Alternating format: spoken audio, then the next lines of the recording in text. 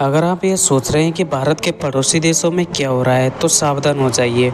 जो कुछ बांग्लादेश में हो रहा है वो भारत के लिए एक बहुत ही बड़ा खतरा बन सकता है। नमस्कार साथियों, क्या होता है जब भारत की सलाह आप नहीं मानते हो, उसको नजरअंदाज करते हो। बांग्लादेश में जो हो रहा है वह बहुत ही चौंकाने वाला है। राजधानी ढाका की सड़कों पर कट्टरपंथी संगठन खुलकर रैली निकाल रहे हैं और यह भारत के लिए खतरा बन सकता है। क्या आपको लगता है कि आतंकवाद सिर्फ सीमाओं के अंदर रहता है? अगर बांग्लादेश में है कट्टरपंथ बढ़ा तो इसका सीधा असर भारत पर पड़ेगा। जी हाँ, यह वही बांग्लादेश है जिसने कभी खुद को सेक्युलर देश कहा था, लेकिन अब कट्टरपंथी ताकतें इसे इस्लामिक राष्ट्र में बदलने की कोशिशें कर रही है।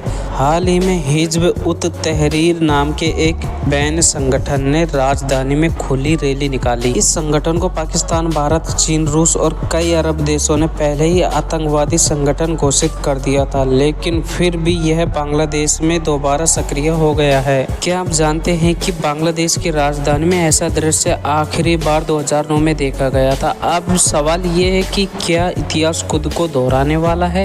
इस संगठन की मांग साफ है, वे बांग्लादेश के संविधान को पूरी तरह खत्म करके इसे इस्लामिक खलीफा में बदलना चाहते हैं। और सबसे ज्यादा चिंताजनक बात यह है कि सरकार इससे रोकने में नाकाम होती दिख रही है। सोचिए, अगर बांग्लादेश पूरी तरह कट्टरपंथी के हाथ में चला गया तो भारत को क्या करना चाहिए? इस वीडियो को अंत तक देखें क्योंकि इसका जवाब आपको चौंका सकता है। बांग्लादेश की पुलिस ने इन प्रदर्शनकारियों को रोकने के लिए टीयर गैस और लाठीचार्ज का इस्तेमाल किया, लेकिन क्या यह काफी होगा?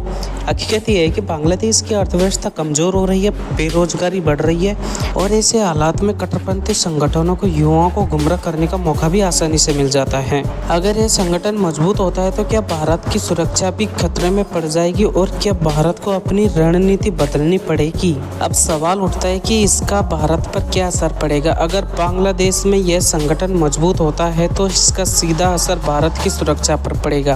भारत पहले ही आतंकवाद के खिलाफ जीरो टॉलरेंस पॉलिसी अपना चुका है और 2024 में भारत ने इस संगठन पर पूरी तरह बैन भी लगा दिया था, लेकिन बांग्लादेश में बढ़ता कट्टरपंथ भारत के लिए चिंता का विषय बन सकता है। अब फैसला आपका है। क्या भारत को बांग्लादेश के मामलों में दखल देना चाहिए या इसे अपने हाल पर छोड़ देना चाहिए? कमेंट में हमें बताइए। तो दोस्तों, क्या आपको लगता है कि बांग्लादेश में कट्टरपंथ बढ़ने से भारत को खतरा है?